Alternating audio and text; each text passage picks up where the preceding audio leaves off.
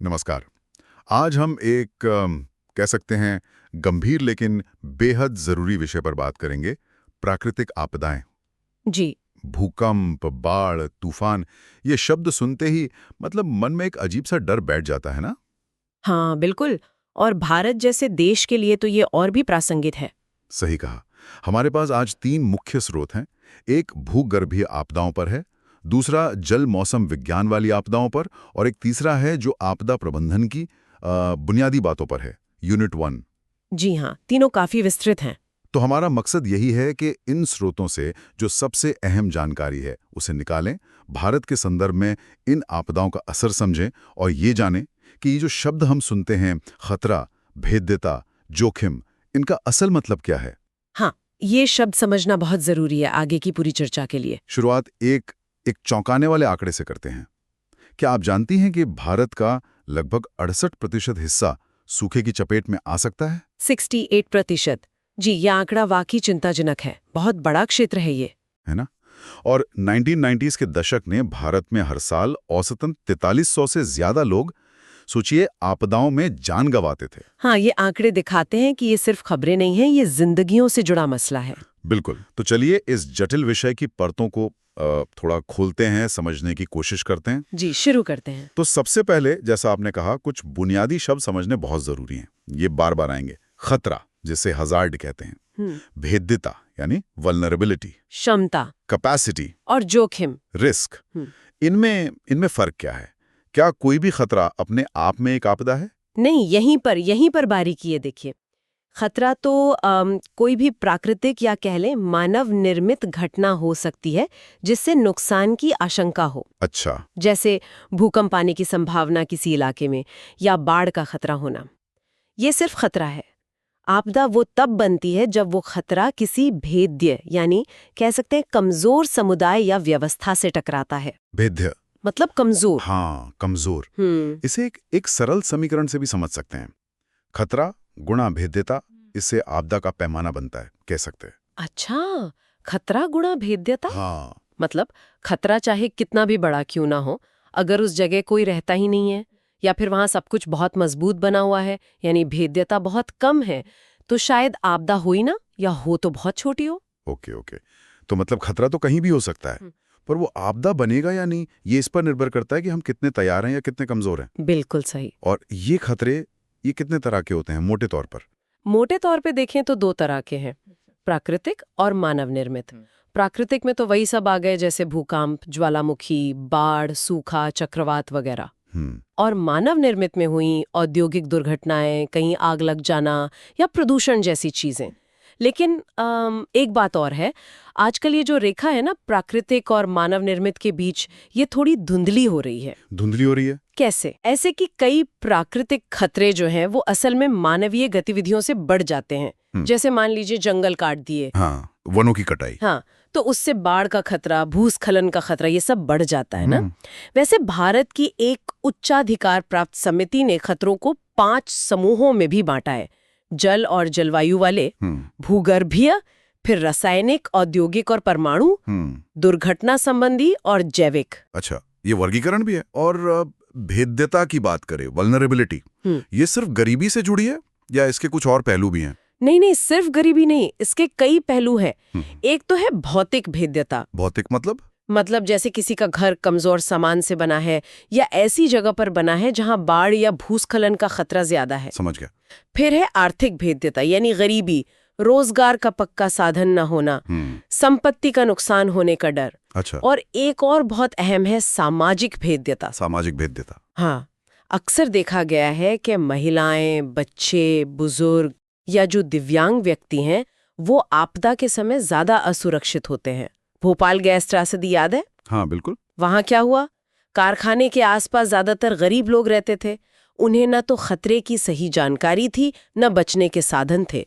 वो सामाजिक आर्थिक भेद्यता का एक बहुत ही दुखद उदाहरण है। ये बहुत जरूरी बात है। ये तो हुई कमजोरी की बात, भेद्यता की। लेकिन इसका दूसरा पहलू भी तो होगा, मतलब ताकत, सामना करने की क्षमता। बिल्कुल, उसे कहते हैं क्षमता, यानी कैपेसिटी।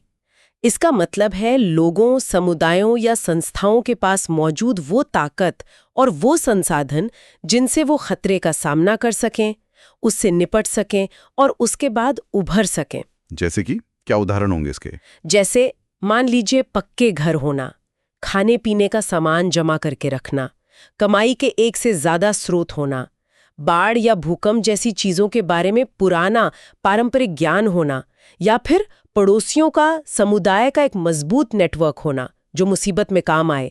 ये सब क्षमता का हिस्सा है। अच्छा। और एक दिलचस्प बात यह है कि क्षमता जो है वो भेद्यता का ठीक उल्टा है। हाँ। अगर क्षमता ज्यादा होगी तो भेद्यता अपने आप कम हो जाएगी। क्षमता ज्यादा, भेद्यता कम। हाँ। और इन सब को मिलाकर बनता है जोखिम, यानी रिस्क। जोखिम का सीधा सा मतलब है कि किसी खतरे से कितना नुकसान होने की संभावना है। इसका अंदाजा लगाने का एक सूत्र भी है। जोखिम बराबर होता है खतरा गुणा भेद्यता भाग क्षमता। खतरा गुणा भेद्यता भाग क्षमता। जी, तो साफ है, अगर हमें जोखिम कम करना है तो या तो खतरे को कम करना होगा, जो हमेशा मुमकिन नहीं होता, खासकर प्राकृतिक खतरों में। हाँ, भूकंप को तो रोक नहीं सकते। बिल्कुल। तो या तो हमें भेद्यता घटानी होगी या फिर क्षमता बढ़ानी होगी। यही दो रास्ते हैं। इसे समझने के लिए कोई मॉडल, कोई तरीका भी है शायद? मैंने डिजास्टर क्रंच मॉडल के बारे में पढ़ा था। ये क्या चीज़ है? हाँ, ये एक काफी उपयोगी मॉडल है। इसे ऐसे समझिए जैसे कोई चीज है जिस पर दबाव पड़ता है और वो टूट जाती है।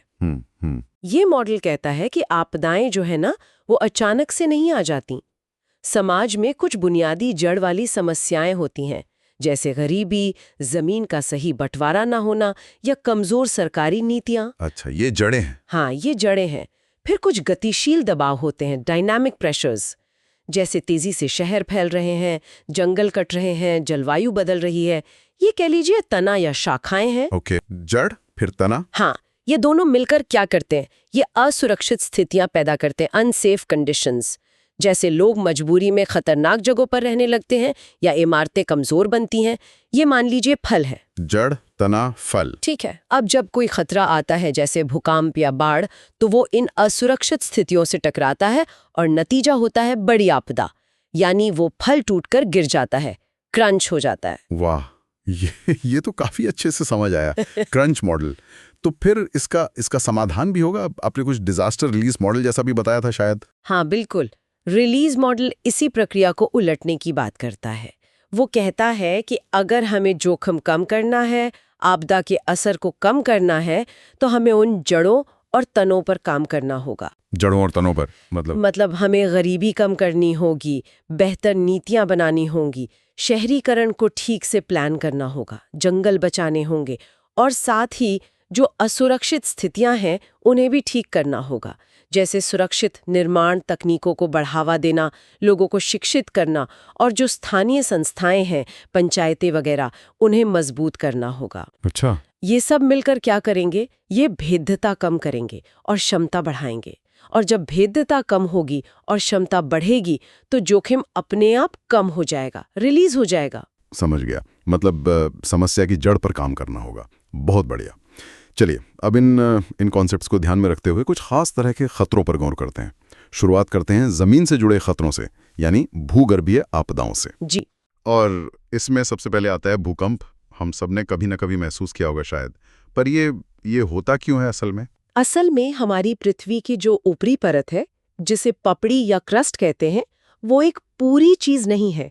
वो कई बड़े बड़े टुकड़ों में बटी हुई है, जिन्हें टेक्टोनिक प्लेट्स कहते हैं। टेक्टोनिक प्लेट्स, सुना है। हाँ, तो ये प्लेट्स जो हैं ये स्थिर नहीं है, ये लगातार खिसक रही हैं, बहुत धीरे धीरे। अब जब ये प्लेट्स आपस में टकराती हैं या एक दूसरे से रगड़ खाती हैं या एक दूसरे से दूर जाती हैं, तो इनके किनारों पर जो चट्टानें हैं उनमें जबरदस्त तनाव पैदा होता है। अच्छा, तनाव। हाँ, स्ट्रेस। और जब ये तनाव अचानक से रिलीज होता है, चट्टानें टूटती हैं या खिसकती हैं, तो उससे ऊर्जा निकलती है जो लहरों के रूप में फैलती है और उसी से जमीन कांपने लगती है। बस यही भूकंप है। तो ये प्लेटों के खिसकने से होता है। और इसे नापते कैसे हैं? ये रिक्टर स्केल और एक मर्कली स्केल होता है शायद। इनमें क्या अंतर है? ये हमेशा कंफ्यूज करता है मुझे। हाँ, ये आम कंफ्यूजन है। देखिए, रिक्टर स्केल या आजकल ज्यादातर मोमेंट मैग्नीट्यूड स्केल इस्तेमाल होता है। वो भूकंप के स्रोत पर जहां वो पैदा हुआ वहां कितनी कुल ऊर्जा निकली, उसे मापता है, यानी भूकंप का आकार या मैग्नीट्यूड। मैग्नीट्यूड। हाँ, ये एक संख्या होती है, जैसे 6.5 या 7.2। ये उस भूकंप की अपनी ताकत है। दूसरी तरफ मर्कली स्केल या संशोधित MSK स्केल ये मापता है कि किसी खास जगह पर जहां लोग रह रहे हैं वहां भूकंप के झटकों का असर यानी इंटेंसिटी कितना हुआ। असर मतलब नुकसान। हाँ, कितना नुकसान हुआ, इमारतें कितनी हिली, लोगों ने कैसा महसूस किया। ये रोमन अंकों में दर्शाया जाता है I से VI तक, और एक ही भूकंप की तीव्रता अलग अलग जगहों पर अलग अलग हो सकती है। अच्छा। जाहिर है केंद्र के पास तीव्रता ज्यादा होगी और जैसे जैसे दूर जाएगी कम होती जाएगी। तो एक ही भूकंप का मैग्नीट्यूड तो एक ही होगा, लेकिन उसकी तीव्रता कई हो सकती है जगह के हिसाब से। भारत में भूकंप का कितना खतरा है, खासकर वो हिमालय वाला जो क्षेत्र है? देखिए, भारत भूगर्भीय रूप से काफी सक्रिय माना जाता है और इसकी सबसे बड़ी वजह है कि जो भारतीय प्लेट है वो लगातार उत्तर की तरफ खिसक रही है और यूरेशियन प्लेट से टकरा रही है। हाँ, जिससे हिमालय बना। बिल्कुल, इसी टक्कर से हिमालय पर्वत श्रृंखला बनी है और ये प्रक्रिया आज भी जारी है। इसलिए पूरा हिमालयी क्षेत्र, जम्मू कश्मीर, हिमाचल, उत्तराखंड और सारे पूर्वोत्तर राज्य, ये भूकंप के लिहाज से बहुत ज्यादा संवेदनशील है। गंगा का जो विशाल मैदान है वो भी इसी टकराव से प्रभावित है, और यहाँ तक कि दक्षिण भारत का जो पठारी हिस्सा है, जो काफी पुराना और स्थिर माना जाता है, वहां भी भूकंप आते रहे हैं। लातूर का भूकंप याद होगा? हाँ, लातूर, भुज। जी। तो भारत को भूकंपीय क्षेत्रों यानी साइज्मिक जोन्स में बांटा गया है। जोन 2 है जो सबसे कम खतरे वाला है, फिर 3, 4 और जोन 5 जो सबसे ज्यादा खतरे वाला है। 2002 के बाद जोन 1 को खत्म करके जोन 2 में ही मिला दिया गया है। अच्छा, जोन 1 नहीं है अब? नहीं। और एक अहम बदलाव ये भी हुआ है कि चेन्नई जैसे शहर को, जो पहले जोन 2 में था, अब उसे जोन 3 में डाल दिया गया है। मतलब वहां भी खतरा पहले से ज्यादा आंका गया है। ओह, चेन्नई भी जोन 3 में है। ये महत्वपूर्ण जानकारी है। अच्छा, एक सवाल जो सबके मन में आता है, क्या भूकंप की भविष्यवाणी हो सकती है, जैसे मौसम की होती है कि कल बारिश होगी? नहीं, दुर्भाग्य से अभी तक विज्ञान इतनी तरक्की नहीं कर पाया है कि हम ठीक बता सकें कि फला जगह पर इस तारीख को इतने बजे भूकंप आएगा। ये बहुत ही जटिल प्रक्रिया है जो जमीन के नीचे होती है। मतलब कोई सटीक भविष्यवाणी संभव नहीं है। भूकंप आने की संभावना ज्यादा है, और कुछ देशों में भूकंप पूर्व चेतावनी प्रणाली यानी earthquake early warning EW system काम कर रहा है। EW ये क्या है? ये सिस्टम क्या करता है कि जैसे ही भूकंप शुरू होता है, उसके जो पहले कम खतरनाक P वेव्स होते हैं उनको डिटेक्ट कर लेता है, और जो ज्यादा विनाशकारी S वेव्स और सतह की लहरें हैं उनके जमीन तक पहुंचने से कुछ सेकंड पहले। हाँ, कुछ सेकंड से लेकर शायद 1 मिनट तक का समय मिल सकता है, दूरी पर निर्भर करता है। ये चेतावनी दे देता है। अब ये कुछ सेकंड भी बहुत कीमती हो सकते हैं। लोग टेबल के नीचे छिप सकते हैं, या अगर खुली जगह में है तो इमारतों से दूर जा सकते हैं। जापान, ताइवान, मेक्सिको में ऐसी प्रणालियां हैं। वाह, ये तो कमाल है। कुछ सेकंड भी बहुत है। अच्छा, भूकंप के अलावा पहाड़ों में एक और डर हमेशा रहता है, भूस्खलन का, जमीन का खिसकना, लैंडस्लाइड्स। ये क्या है और ये क्यों होता है? सीधे शब्दों में कहें तो गुरुत्वाकर्षण यानी ग्रेविटी की वजह से चट्टान, मिट्टी या मलबा, इनका ढलान से नीचे की ओर खिसकना ही भूस्खलन है। अच्छा। और इसके कारण कई हो सकते हैं। कुछ प्राकृतिक कारण होते हैं, जैसे चट्टानों का अंदर से कमजोर होना, जमीन में पहले से दरारें होना, नदियों का किनारों को काटना, या फिर भारी बारिश होना, या भूकंप के झटके आना। और कुछ मानव निर्मित कारण भी है जो आजकल बहुत बढ़ गए हैं, जैसे पहाड़ों को काटकर सड़कें बनाना, जंगलों को साफ कर देना जिससे मिट्टी की पकड़ कमजोर हो जाती है, या फिर जो निर्माण कार्य का मलबा होता है उसे लापरवाही से ढलानों पर फेंक देना। इन सब से भूस्खलन का खतरा बढ़ जाता है। क्या इसके कोई चेतावनी संकेत होते हैं जिन पे मतलब आम लोग ध्यान दे सकें? हाँ, कुछ संकेत मिल सकते हैं, हालांकि जरूरी नहीं कि हमेशा मिले। जैसे कि जमीन में नई दरारें दिखाई देना, या किसी ढलान पर अचानक पानी का सोता फूट पड़ना, या पहले से बहरा पानी रुक जाना। अच्छा। हाँ, या फिर बिजली के खंभे या बाड़ें या पेड़ ये अगर झुकने लगें, या घरों के दरवाजे और खिड़कियां जो पहले ठीक से बंद होते थे वो अचानक अटकने लगे। ये सब संकेत हो सकते हैं कि जमीन खिसक रही है। ये ध्यान देने वाली बातें हैं। और रोकथाम के लिए क्या कर सकते हैं? रोकथाम के लिए सबसे जरूरी है पानी की निकासी का सही इंतजाम करना, क्योंकि पानी ही अक्सर मिट्टी को भारी और कमजोर बनाता है। हाँ, पानी का रोल तो है। बिल्कुल।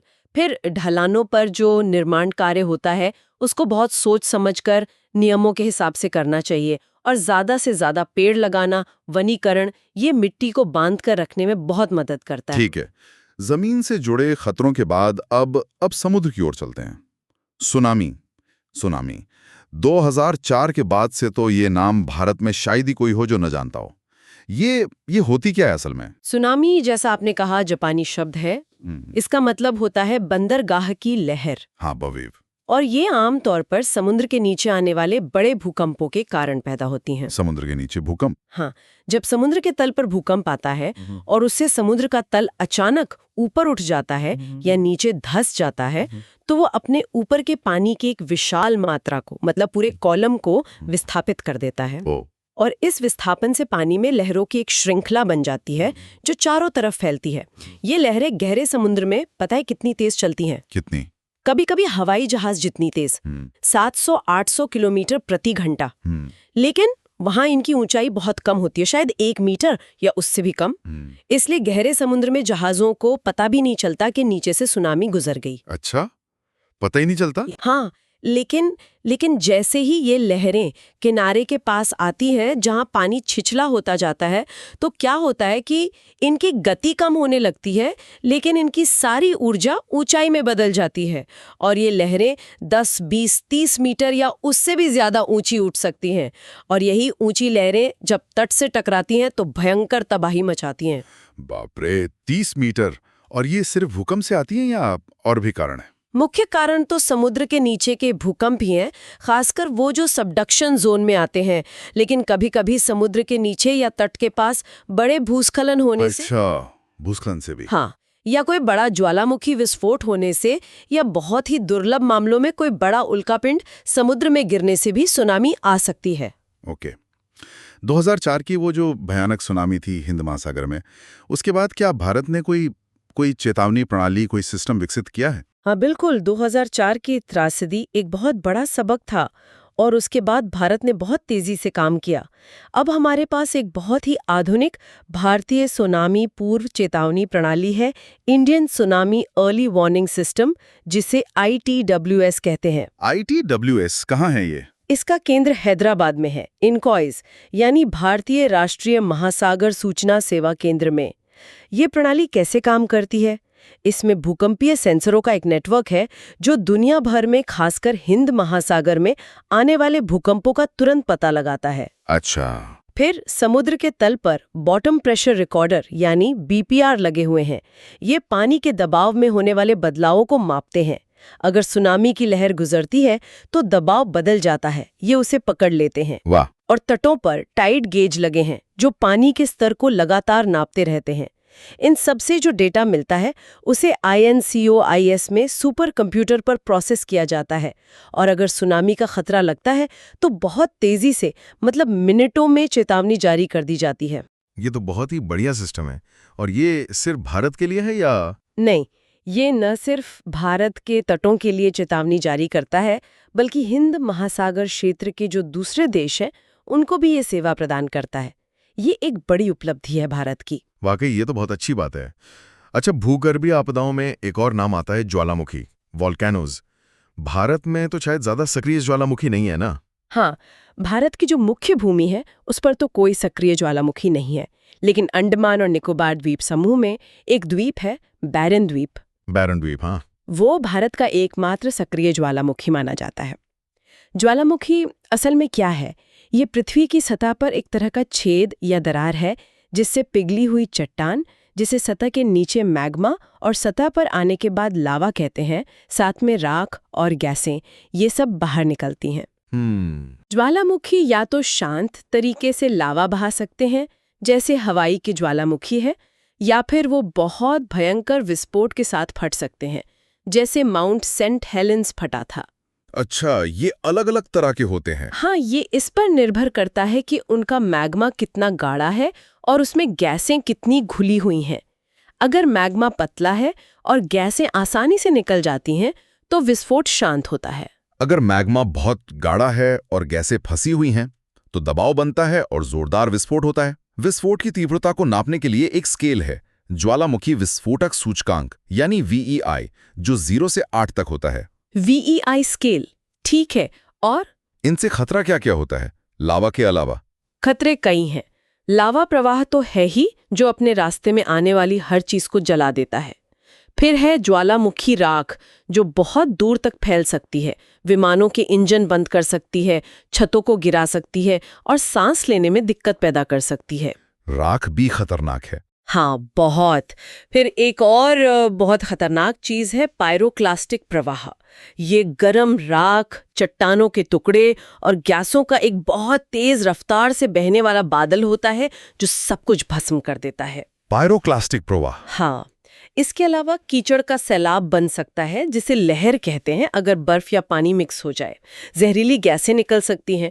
ज्वालामुखी विस्फोट से भूस्खलन, भूकंप और यहाँ तक कि सुनामी भी आ सकती है अगर वो समुद्र के पास हो। इतने सारे खतरे, हाँ, तो इनसे बचने की क्या उपाय हैं? देखिए, अच्छी बात यह है कि ज्वालामुखी अक्सर फटने से पहले कुछ संकेत देते हैं, जैसे जमीन का थोड़ा फूलना, गैसों का निकलना बढ़ जाना या छोटे छोटे भूकंप आना।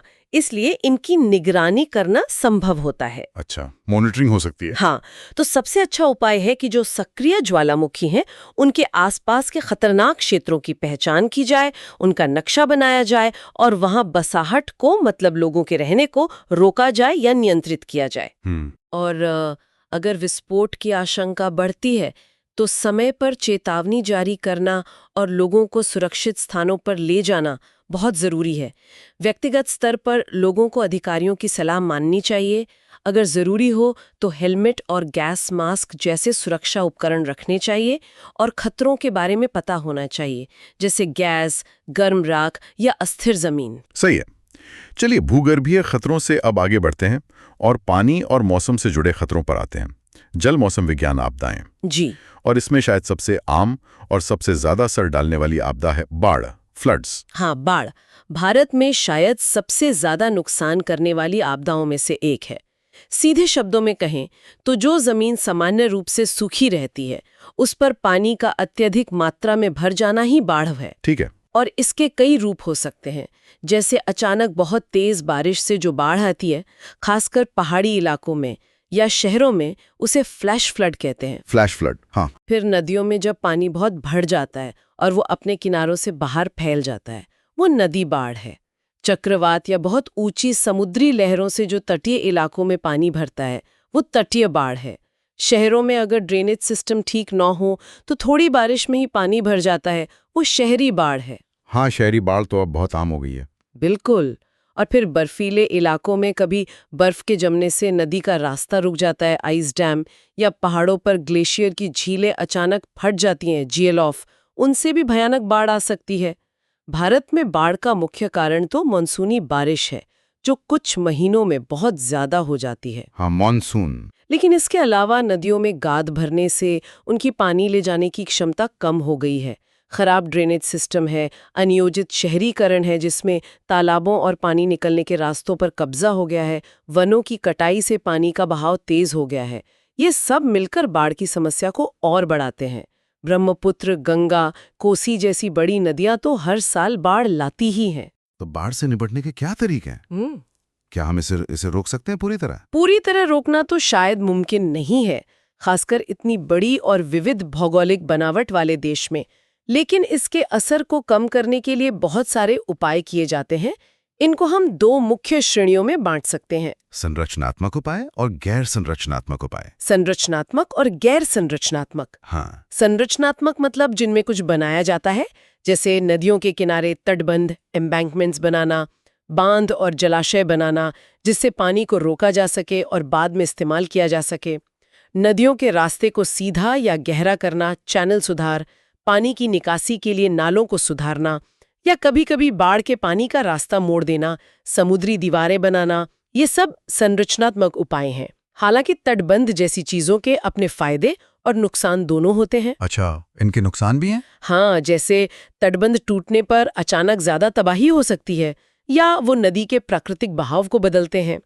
खैर, दूसरे हैं गैर संरचनात्मक उपाय। वो क्या है? इनमें कुछ बनाया नहीं जाता, बल्कि प्रबंधन और नियोजन पर जोर होता है।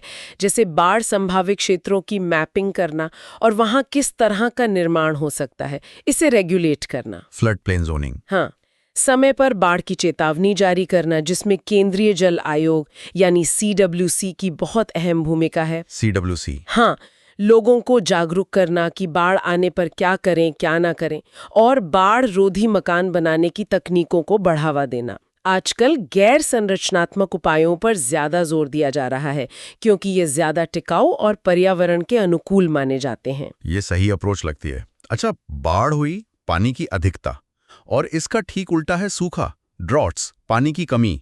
भारत का बहुत बड़ा हिस्सा इसकी चपेट में है, जैसा हमने शुरू में बात की थी। हाँ, सूखा एक बहुत ही कपटी किस्म की आपदा है।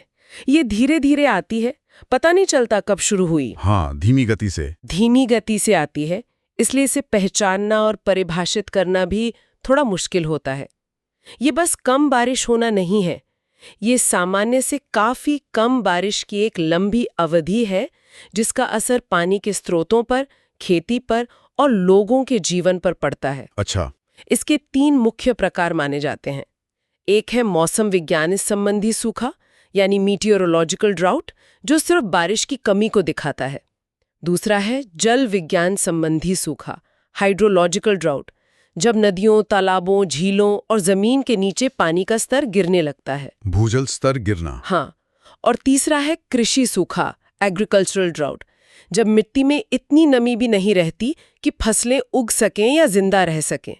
इसका असर बहुत दूर तक और बहुत गहरा होता है। क्या असर होता है? आर्थिक असर तो सीधा है, फसलें बर्बाद होती हैं, पशुधन मरता है, किसानों की आमदनी खत्म हो जाती है। पर्यावरण पर असर पड़ता है, पानी का स्तर गिरता है, जमीन सूखकर फटने लगती है, मिट्टी का कटाव बढ़ता है। और सामाजिक असर भी बहुत गंभीर होता है। लोग रोजगार की तलाश में शहरों की तरफ पलायन करते हैं, पानी के लिए झगड़े बढ़ते हैं, कुपोषण और स्वास्थ्य समस्याएं बढ़ जाती हैं। ये तो बहुत व्यापक असर है। तो सूखे से निपटने की क्या रणनीति है? क्या हम बस इंतजार करते हैं कि बारिश हो जाए या कुछ कर सकते हैं? नहीं, अब सिर्फ इंतजार करने और राहत बांटने से आगे बढ़ने की सोच है। अब सूखे की रोकथाम और प्रबंधन पर ज्यादा ध्यान दिया जा रहा है। इसमें कई पहलू शामिल हैं। जैसे? सबसे पहले तो सूखा संभावित क्षेत्रों की सही पहचान करना। कहाँ-कहाँ और कितनी बार सूखा पड़ता है, बारिश का पैटर्न क्या है, फसलें कौन सी उगाई जाती हैं, भूजल की स्थिति क्या है, इन सब डेटा का इस्तेमाल करके। ठीक है, पहचान करना। फिर लगातार निगरानी रखना, मौसम विभाग के स्टेशन, सैटेलाइट से मिलने वाली तस्वीरें, इन सब पर नजर रखना कि कहीं सूखे के हालात तो नहीं बन रहे। पूर्वानुमान लगाने की भी कोशिश होती है, हालांकि सूखे का लंबी अवधि का पूर्वानुमान अभी भी बहुत सटीक नहीं है। और रोकथाम के उपाय? रोकथाम के लिए सबसे जरूरी है पानी का संरक्षण, हर बूंद पानी बचाना, बारिश के पानी को जमा करना, रेन वाटर हार्वेस्टिंग। हाँ, रेन वाटर हार्वेस्टिंग। सिंचाई के साधनों को बेहतर बनाना और उनका विस्तार करना, खासकर ड्रिप और स्प्रिंकलर जैसी तकनीकें इस्तेमाल करना जिसमें पानी बहुत कम लगता है।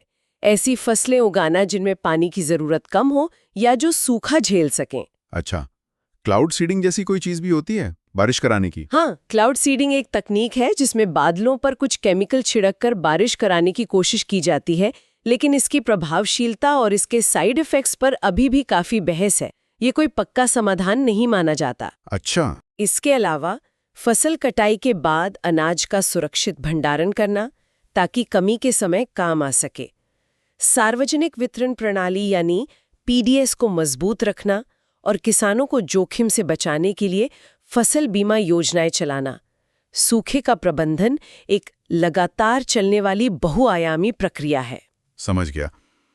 पानी की कमी के बाद अब एक और मौसम से जुड़े बड़े खतरे की बात करते हैं, चक्रवात, साइक्लोन्स। जी, उष्णकटिबंधीय चक्रवात। हाँ, ये क्या होते हैं असल में, और भारत के किन तटों पर ज्यादा आते हैं? उष्णकटिबंधीय चक्रवात असल में गर्म समुद्र के पानी के ऊपर बनने वाले बहुत ही शक्तिशाली घूमते हुए तूफान होते हैं। ये बेसिकली एक तीव्र निम्न दबाव का क्षेत्र इंटेंस लो प्रेशर एरिया होते हैं जिसके चारों ओर हवाएं बहुत तेजी से एक केंद्र के चारों ओर घूमती हैं। इनकी हवा की गति कम से कम 62 किलोमीटर प्रति घंटा होनी चाहिए, तब इन्हें चक्रवात कहा जाता है। 62 किलोमीटर घंटा कम से कम? हाँ, ये बनते हैं गर्म समुद्री सतह पर, जहां तापमान 26-27 डिग्री सेल्सियस से ज्यादा हो। इनके बिल्कुल केंद्र में एक शांत इलाका होता है जिसे चक्रवात की आंख कहते हैं। आंख, वहां शांत होता है। हाँ, आंख के अंदर मौसम अक्सर साफ और हवा हल्की होती है, लेकिन आंख के ठीक बाहर जो दीवार होती है बादलों की, आई वॉल, वो सबसे खतरनाक हिस्सा होता है। वहीं पर सबसे घने बादल, सबसे तेज हवाएं और सबसे ज्यादा मूसलाधार बारिश होती है। भारत में ये ज्यादातर बंगाल की खाड़ी और अरब सागर में बनते हैं और आमतौर पर पूर्वी तट यानी तमिलनाडु, आंध्र प्रदेश, उड़ीसा, पश्चिम बंगाल, ये पश्चिमी तट की तुलना में ज्यादा प्रभावित होते हैं। पूर्वी तट पे ज्यादा आते हैं। हाँ, हवा की गति के आधार पर इन्हें अलग-अलग श्रेणियों में बांटा जाता है, जैसे साइक्लोनिक स्टॉर्म, फिर severe cyclonic storm, very severe, extremely severe और सबसे खतरनाक super cyclonic storm. Super cyclonic storm, इसमें सबसे ज्यादा खतरनाक क्या होता है? तेज हवा या बारिश या कुछ और? तीनों ही बहुत खतरनाक है। तेज हवाएं जो 200-250 किलोमीटर घंटा या उससे भी तेज चल सकती हैं, वो घरों को, पेड़ों को, बिजली के खंभों को, मतलब पूरे इंफ्रास्ट्रक्चर को उखाड़ फेंकती हैं। हाँ, वो तो देखा तस्वीरों में। मूसलाधार बारिश होती है कई कई दिनों तक, जिससे भयंकर बाढ़ आ जाती है, भूस्खलन हो सकता है, लेकिन अक्सर जो चीज सबसे ज्यादा जानमाल का नुकसान करती है वो है तूफान महोर्मी यानी स्टॉर्म सर्ज। स्टॉर्म सर्ज, ये क्या है? यह है चक्रवात के कारण समुद्र के पानी का स्तर सामान्य से बहुत ज्यादा बढ़ जाना। तेज हवाएं और कम दबाव मिलकर पानी को तट की तरफ धकेलते हैं और पानी एक ऊंची लहर की तरह तट पर चढ़ाता है कई कई किलोमीटर अंदर तक। इससे निचले इलाके पूरी तरह डूब जाते हैं और सबसे ज्यादा मौतें इसी से होते हैं। ओह, ये सबसे घातक है। तो क्या भारत के पास इनकी चेतावनी की कोई अच्छी व्यवस्था है? हाँ, अब काफी अच्छी व्यवस्था है। भारतीय मौसम विज्ञान विभाग यानी IMD और इसके जो क्षेत्रीय चक्रवात चेतावनी केंद्र ACWCs और CWCs हैं, वो इसकी निगरानी और चेतावनी का काम करते हैं। IMD? जी, उपग्रहों से लगातार नजर रखी जाती है, तटों पर रडार लगे हैं जो चक्रवात की स्थिति, उसकी गति और दिशा का पता लगाते हैं। पानी में बोयाज लगे हैं जो डेटा भेजते हैं। इन सब की मदद से चक्रवात के संभावित ट्रैक और उसकी तीव्रता, इंटेंसिटी का अनुमान लगाया जाता है और समय के साथ ये पूर्वानुमान और सटीक होते जा रहे हैं। फिर समय पर चेतावनी जारी की जाती है, अलग अलग लेवल की अलर्ट, वार्निंग वगैरह। इससे पिछले कुछ दशकों में चक्रवातों से होने वाली मौतों की संख्या में बहुत कमी आई है। ये वाकई राहत की बात है। अच्छा, संक्षिप्त में एक और बर्फीले तूफान की बात कर लेते हैं। हिमस्खलन, एवलांचेस, ये कहाँ और क्यों होते हैं? हिमस्खलन का मतलब है बर्फ का एक बड़ा हिस्सा या बहुत सारी ढीली बर्फ का तेजी से ढलान से नीचे की ओर खिसकना। ये जाहिर है बर्फीले पहाड़ी इलाकों में ही होता है। भारत में पूरा हिमालय क्षेत्र, जम्मू कश्मीर, लद्दाख, हिमाचल प्रदेश, उत्तराखंड, सिक्किम, अरुणाचल, ये सब हिमस्खलन प्रभावित क्षेत्र हैं। हिमालय में? हाँ, ये होता क्यों है? जब किसी ढलान पर बर्फ की परतें जमा होती हैं तो कभी-कभी उनके बीच की पकड़ कमजोर हो जाती है। कोई परत कमजोर होती है, फिर कोई ट्रिगर मिलता है, जैसे और ज्यादा बर्फ गिरना या कोई तेज आवाज होना या किसी स्कीयर या जानवर का गुजरना, तो वो कमजोर परत टूट जाती है और ऊपर की सारी बर्फ नीचे खिसकने लगती है। अच्छा, ट्रिगर से? हाँ, आमतौर पर 30 से 45 डिग्री की ढलानें हिमस्खलन के लिए सबसे ज्यादा खतरनाक मानी जाती हैं। इसमें सबसे खतरनाक होता है स्लैब एवलांच, जिसमें बर्फ का एक बड़ा जुड़ा हुआ टुकड़ा एक स्लैब की तरह टूटकर नीचे आता है और उसकी रफ्तार बहुत तेज होती है। इनसे बचने का सबसे अच्छा तरीका है कि खतरनाक क्षेत्रों और मौसम की स्थितियों के बारे में जानकारी रखें, चेतावनियों पर ध्यान दें और अगर जरूरी ना हो तो ऐसे इलाकों में ना जाएं। सही है, बचाव ही सर्वोत्तम उपाय है। और अंत में तापमान से जुड़े खतरे यानी लू यानी हीट वेव्स और शीतल लहर यानी कोल्ड वेव्स, ये जो सामान्य गर्मी सर्दी पड़ती है उससे कैसे अलग हैं? ये सामान्य गर्मी सर्दी से अलग हैं क्योंकि ये अत्यधिक और लंबे समय तक चलने वाली स्थितियां होती हैं। लू का मतलब सिर्फ तापमान ज्यादा होना नहीं है, बल्कि किसी इलाके के सामान्य औसत तापमान से काफी ज्यादा। जैसे WMO की परिभाषा है कि लगातार 5 या उससे ज्यादा दिनों तक औसत अधिकतम तापमान सामान्य से 5 डिग्री सेल्सियस या ज्यादा रहे। अच्छा, औसत से ज्यादा? हाँ, और इसमें हीट इंडेक्स भी बहुत मायने रखता है, जो बताता है कि हवा में नमी, ह्यूमिडिटी के कारण गर्मी असल में कितनी ज्यादा महसूस हो रही है। लू से थकावट हो सकती है, बेहोशी आ सकती है और सबसे खतरनाक हीट स्ट्रोक हो सकता है, जिसमें शरीर का तापमान बहुत बढ़ जाता है और ये जानलेवा भी हो सकता है। हीट स्ट्रोक, हाँ। इसी तरह शीतल लहर का मतलब है तापमान में अचानक और तेजी से गिरावट आना, जो सामान्य सर्दी से कहीं ज्यादा ठंडी स्थिति पैदा कर दे।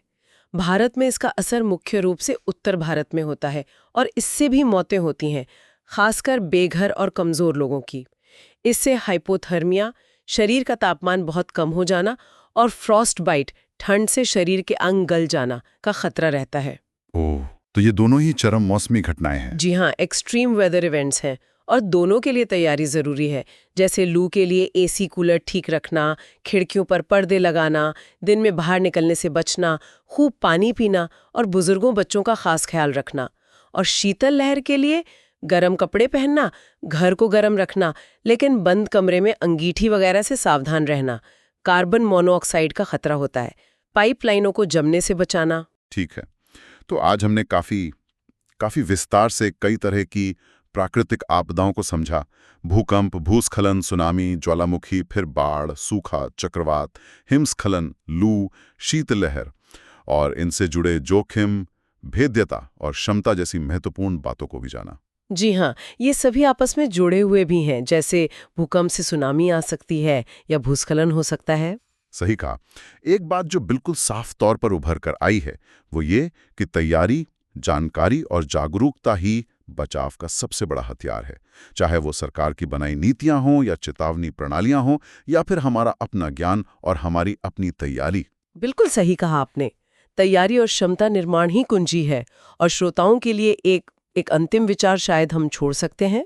हाँ, जरूर। हमने स्रोतों में सूखे के संदर्भ में जलवायु परिवर्तन का जिक्र देखा था। हाँ। और अब वैज्ञानिक अध्ययनों से ये बात लगातार सामने आ रही है कि जलवायु परिवर्तन के कारण ये जो चरम मौसमी घटनाएं हैं, चाहे वो भयंकर लू हो या अत्यधिक भारी बारिश हो या ज्यादा तीव्र चक्रवात हो, इनकी आवृत्ति, फ्रीक्वेंसी और इनकी तीव्रता, इंटेंसिटी, दोनों भविष्य में बढ़ने की आशंका है। हाँ, ये तो बहुत सुनने में आ रहा है। तो ऐसे में भारत जैसे देश के लिए, जहां करोड़ों लोग पहले से ही इन खतरों के प्रति काफी भेद्य हैं, हमें अपनी जोखिम की समझ को और उससे भी ज्यादा अपनी सामना करने की क्षमता को लगातार कैसे बेहतर बनाना होगा, कैसे अनुकूलित करना होगा, ये एक बड़ा सवाल है जिस पर शायद हम सभी को व्यक्तिगत स्तर पर भी और सामूहिक स्तर पर भी सोचने की जरूरत है। निश्चित रूप से ये एक बहुत ही महत्वपूर्ण सवाल है और सोचने वाली बात है।